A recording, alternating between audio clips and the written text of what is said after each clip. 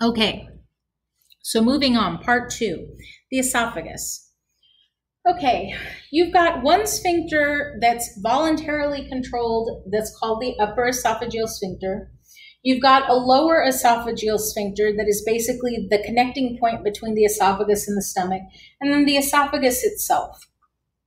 So again, looking at the model, you've got the upper esophageal sphincter, the esophagus, and down here, right as it's meeting that stomach, is the lower esophageal sphincter. Now let's look at some slides. This is as if I took the esophagus and cut it like a lifesaver. This is from far away. This is close up. Okay, so this is the lumen, the hole in the middle.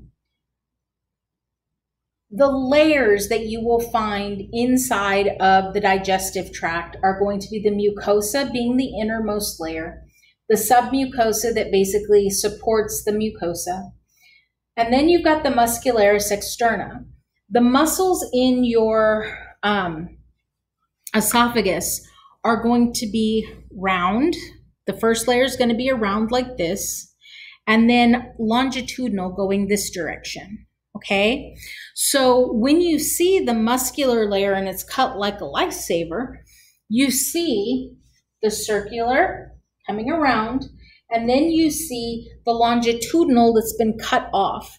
So you can see that there. Okay, all of this out here, this gamish that is the connective tissue, would be considered the adventitia. Okay, and then like I said, the middle hole is going to be the lumen, which is just a fancy way of saying hole. Looking at it cut lengthwise, instead of cut like a lifesaver, now we're looking at it cut lengthwise. You still have the mucosa, you still have the submucosa, and then the muscularis externa with the circular layer and that outer longitudinal layer. That really hasn't changed. Okay, now the junction of the esophagus and the stomach. So here's my esophagus coming into my stomach. This part of your stomach is actually right underneath the diaphragm next to the heart. So, we tend to call this part of our stomach the cardiac part because of where it sits. This bulby looking piece up here is the fundus. Now, we call this in the previous slide the lower esophageal sphincter. You can also call it the gastroesophageal sphincter because it's between the stomach and the esophagus. Gastro or gastric or anything with that name refers to your stomach when we're talking about the digestive tract. Okay? You've got a small curve and a big curve, right? So this is the lesser curvature, this is the greater curvature. This part of the stomach is called the body. Okay, it's the main part. And the outer layer on the outside of your stomach is actually called the serosa. Okay? Do you see how this kind of starts to narrow down almost like a funnel? This is called the pyloric part of the stomach. It's kind of like the tail end before it reaches for the small intestine. So, looking at a coronally cut stomach, here's the esophagus, there's that sphincter. Here's the gastroesophageal opening. Basically, it's that opening from the esophagus into the stomach. There's that cardiac part, the fundus, the body. Now let's talk about the layers. The outermost layer is going to be the serosa. Now, we just talked about this with the esophagus. We've got that muscularis layer, right? Now, the muscularis layer is very different in the stomach because it doesn't have 2 layers, it has 3. So this is the only part of your digestive tract that actually has 3 layers of muscle. So we do have the classic circular, we do have the classic longitudinal, but we also have an oblique layer that's kind of at an angle. Instead of going straight across or straight up and down, it's kind of at an angle. So you've got longitudinal, you've got circular, and then you've got this oblique layer. Something that your stomach does better than pretty much anything else in your digestive tract is move and mix. So it's mixing all of your food particles with the enzymes and acid that are inside of the stomach. So that extra layer of muscle kind of helps it to move around a bit better. Now, there's the submucosa, and then the inner lining would be the mucosa, just like what we saw in the esophagus. The only difference is the fact that I've got that one extra layer of muscle. Internally, inside of the stomach, I've got wrinkles. The wrinkles are actually called rugae.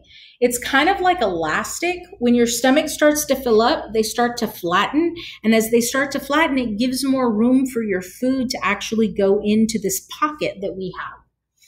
So again, starts to narrow down, right? Starts to look like a funnel, right? So we've got the pyloric antrum, which is basically like the entryway, and then the canal right before the pyloric orifice. And then this right here is actually the sphincter muscle. Just like up here, this was a sphincter that kind of closed off that section.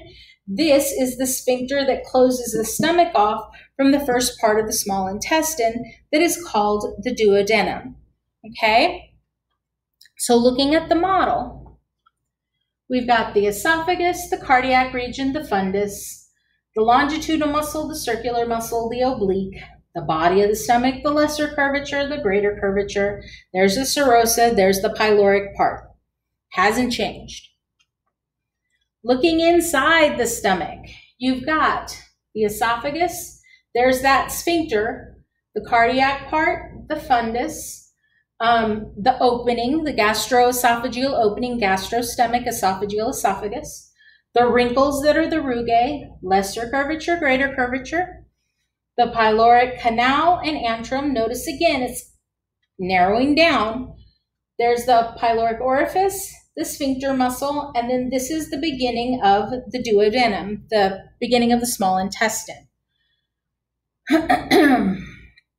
So your stomach is very, very intentionally created to deal with the fact that you've got hydrochloric acid in it.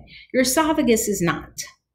So when you look at a slide between that is the esophagus changing into the stomach, you can actually really tell which is which. So if you look up here, this is the esophagus. Look at that pitted mess right here. This is the stomach, and that's the junction between them. So you've got this really, really kind of obvious difference between the lining of the esophagus and the lining of the stomach.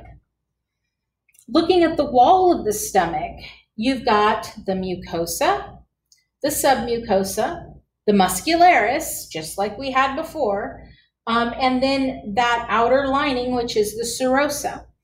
You have these gastric pits here, okay? And lining those, you have these cells, okay? So here's my here's my mucosa. There's my submucosa, there's my muscularis. Mucosa, submucosa. You can see that gastric pit that I was talking about. Now, all of these cells that are down here are glands that are making stuff that's going to go into the stomach. So all of this stuff down here is those glands that are using those pits to put their product up here into the stomach. So looking at the cells, most of the cells in the stomach are going to be mucus cells. Why? Because I cover my stomach in mucus so that the acid doesn't eat my stomach. Acid doesn't know friend from foe, guys. Acid isn't going to have a personality and say, oh yeah, that's the stomach. I don't eat through that. Just like if I pour acid on you, it's not going to go, oh no, that's one of Miss Williams' students. No, I'm not going to eat through her. Acid is acid. So we've got tons of these mucus cells that are actually coating our stomach in mucus so that the acid can work on our food, but not on us. So all of these kind of gold cells are mucus cells, okay? In the center, we've got that kind of connective tissue that holds everything together. That's lamina propria. Mucus cells in the neck, mucus cells on the surface. The parietal cells are in purple. The chief cells are in red. And the endocrine cells that actually secrete hormones, local acting hormones, are kind of a banana yellow. Sorry. Okay. So, surface mucus cells. You can see them here. They kind of look like white bubbles. Neck mucus cells, well, pink bubbles. But you can kind of see them. You can see this gastric pit right here. Here are my chief cells. Okay? Chief cells are, I don't know, guard cells, I guess. And then parietal cells look bigger and they look pink. Okay? So, again, chief cells. See all these dark purple cells? These are going to be the chief cells. These cells with the big nuclei are going to be the parietal cells. You can actually see some mucus cells here. Okay, again, looks like a pink bubble. Okay, so going from the stomach, we run into the duodenum. That is the first part of our small intestine. The second part is the longest, and that's the jejunum.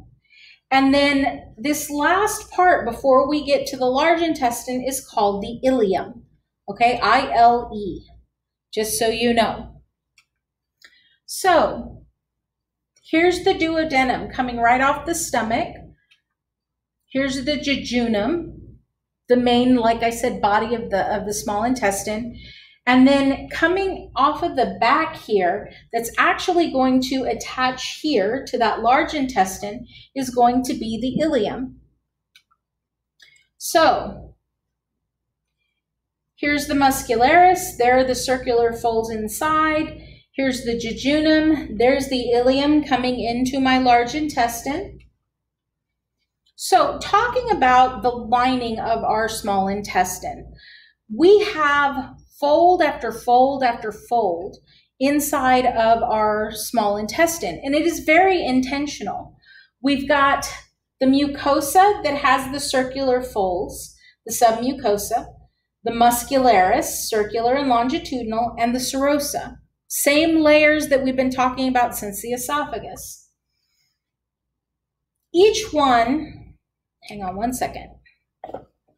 Each one of these folds here that you see is actually made up of other folds. So each one of these actually looks like this. Okay, so we have folds on top of folds,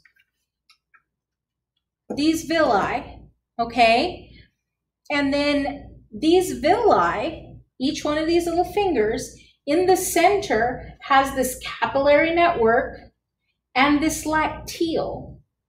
Lacteals are part of our lymphatic system that absorb fat from our digestive system. This culvert that you see here is actually called the intestinal gland. Kind of like in the stomach, we're making products and they're making their way up here. Okay, so this is actually this part of the villi. So it would be like this part, only of course it's a better drawing than what I can draw. And then we've got the duodenal gland here. Remember I said we make a product and it comes up through here, okay? Now, something else, these villi, the cells that make them up, each one of these cells actually has microvilli on its surface. Okay, so we've got cells that have wrinkles at the top making up wrinkles on wrinkles.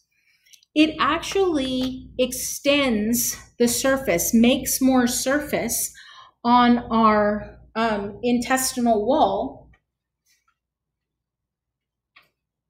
It makes 600 times more surface.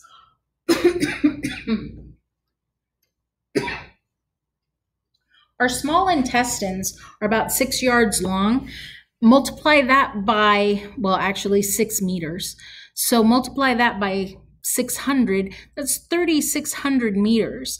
That's longer than 36 football fields. That's how much surface we have in our small intestine to help us absorb food. And it's very intentionally done that way. We want it that way because the more surface we have, the better that organ can work. Okay, so here's a slide. See the little fingers? These are the intestinal villi. Still have the muscularis mucosae at the base of this. These are the intestinal glands, submucosa, muscularis externa. There are the intestinal villi, the fingers. Intestinal glands are at the base. Muscularis mucosae is right underneath that underneath the mucosa. Submucosa, muscularis externa. Looking really, really close at an intestinal villi. Each one of these is one of those villi that we saw. See how there's a space here? This is actually the lacteal in the center that you saw. The connective tissue in the middle is called the lamina propria, just like we saw before. And this lining, I'm going to go back for a second. This lining that you are seeing, okay, is going to be the mucosal layer of simple columnar epithelium that you have inside of your small intestine. Now this is actually up close and personal down here, okay, so that you know where it's coming from. See the circles here? You see a circle, circle? That's that gland, the tubing that you saw back here. So that gland is making products that are going up. So those are the intestinal glands. This is that muscularis mucosae, that muscle right under the mucosa. So something that's kind of interesting, we've got these Paneth cells down here. So this is actually one of our immune cells that is fixed inside of our digestive tract, which makes sense because we're taking food from out here and putting it in our body. Now, I want you to notice something else. See these U-shaped nuclei? What kind of white blood cell had U-shaped nuclei? Monocytes? And if you'll remember, we had two types of macrophages that come from monocytes. We had wandering and we had fixed. These are fixed macrophages that stay inside of our digestive tract, basically to help fight if any foreign invader comes in. Okay. Now, one of the other things that we discussed with the lymphatic system, and you saw this in the spleen, and you saw this in the tonsils, and you saw this in the lymphatic lymph nodes, were the lymphatic nodules. And they were little bundles of lymphatic tissue. In chapter 22, we talked about the fact that you've got encapsulated lymphatic tissue, and then you've got other lymphatic tissue that's kind of embedded in other tissues. Well, in the ileum of your small intestine, you actually have these lymphatic nodules called Peyer's patches. Again, if I'm taking food from this outside world and putting it in my body, this makes sense, having a defense system right there. Excuse me. So, yeah, that's going to be part 2.